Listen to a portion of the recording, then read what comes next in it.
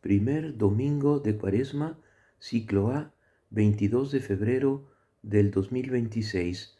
Mateo capítulo cuarto, versículos 1 al 11. En el primer punto meditamos. Jesús fue llevado por el Espíritu al desierto para ser tentado por el demonio. Después de ayunar 40 días con sus 40 noches, sintió hambre, y el tentador, acercándose, le dijo: Si tú eres hijo de Dios, manda que estas piedras se conviertan en panes. Jesús le respondió: Está escrito, el hombre no vive solamente de pan, sino de toda palabra que sale de la boca de Dios. La liturgia de la Iglesia nos invita a revivir la vida de Cristo en nuestra vida, a aprender del Divino Maestro cómo enfrentar esta vida con su mentalidad y actitud.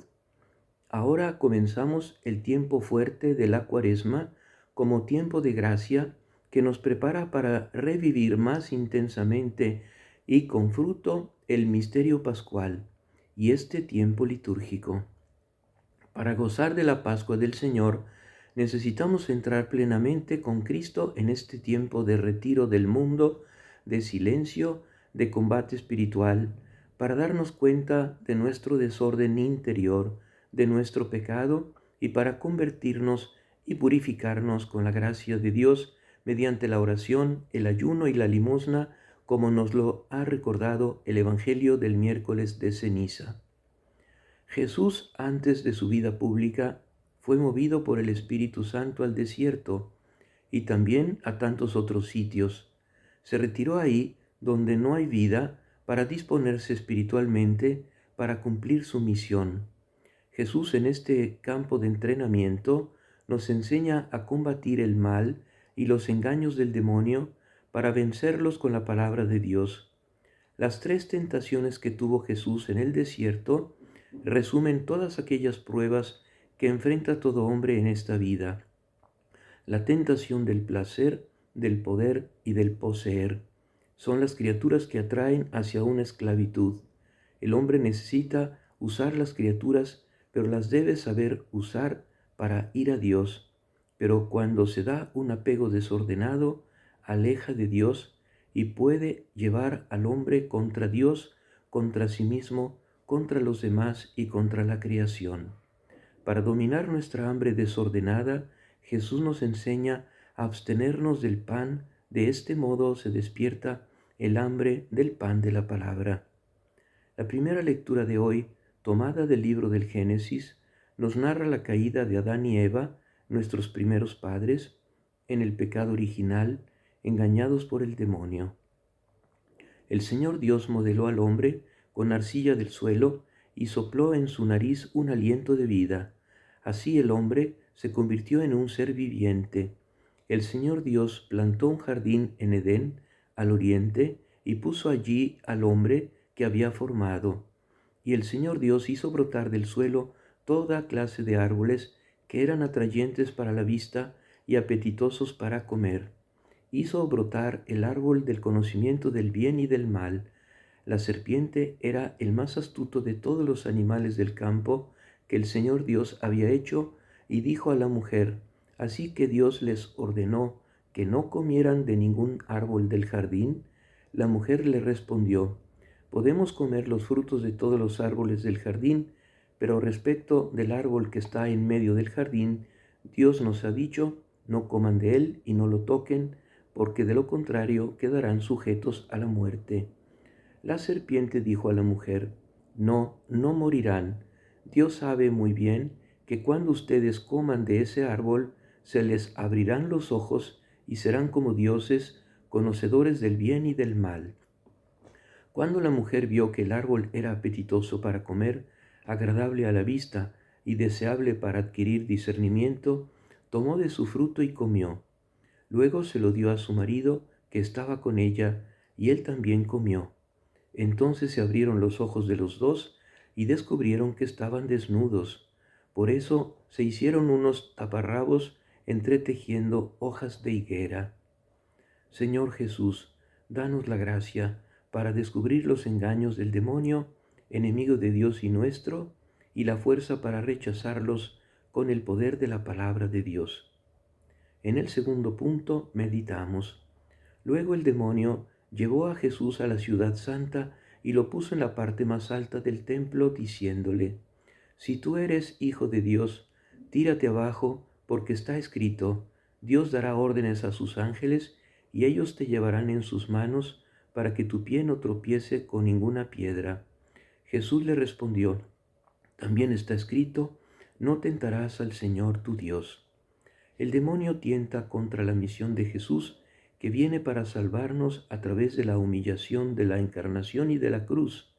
El demonio quiere que Jesús haga un espectáculo. Jesús no dialoga con el demonio, que quiere ser obedecido, para que Jesús actúe en desobediencia al Padre. Es muy importante descubrir y rechazar los engaños del demonio, que sabe seducir la exaltación del propio ego. Espíritu Santo, ilumina nuestras mentes. Espíritu Santo, danos la gracia para saber gestionar los dones que nos das en orden a buscar la mayor gloria de Dios, el bien nuestro y el de los demás. En el tercer punto meditamos. El demonio lo llevó luego a una montaña muy alta. Desde allí le hizo ver todos los reinos del mundo con todo su esplendor y le dijo: Te daré todo esto si te postras para adorarme. Jesús le respondió: Retírate, Satanás, porque está escrito: Adorarás al Señor tu Dios, y a Él solo rendirás culto. Entonces el demonio lo dejó, y unos ángeles se acercaron para servirlo. El demonio sabe presentar a la imaginación cosas que no son verdaderas como si lo fueran. El demonio pretende hacer creer que Él es el dueño del mundo. Como verdadero vendedor de ilusiones, promete cosas falsas que no puede cumplir. Promete una felicidad que no es real. La posesión de bienes materiales de manera ilícita y de manera exagerada ha llevado a muchos a cometer muchas injusticias y a perder la paz. El desprendimiento de los bienes, el compartir con los demás, lleva a la felicidad. El corazón es de Dios y a Él hemos de adorar. Vencido el demonio, se alejó, y en su lugar llegaron los ángeles a servirlo como en el cielo. En la segunda lectura de hoy, tomada de la carta de San Pablo a los romanos, nos asegura que por la obediencia de Cristo fue pagada ante Dios nuestra desobediencia y nos devuelve la justicia. Hermanos, por un solo hombre entró el pecado en el mundo, y por el pecado la muerte. Así la muerte pasó a todos los hombres, porque todos pecaron. En efecto, el pecado ya estaba en el mundo antes de la ley, pero cuando no hay ley, el pecado no se tiene en cuenta.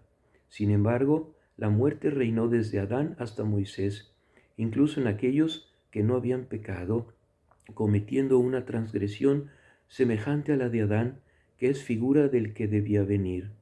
Pero no hay proporción entre el don y la falta, porque si la falta de uno solo provocó la muerte de todos, la gracia de Dios y el don conferido por la gracia de un solo hombre, Jesucristo, fueron derramados muchos más abundantemente sobre todos.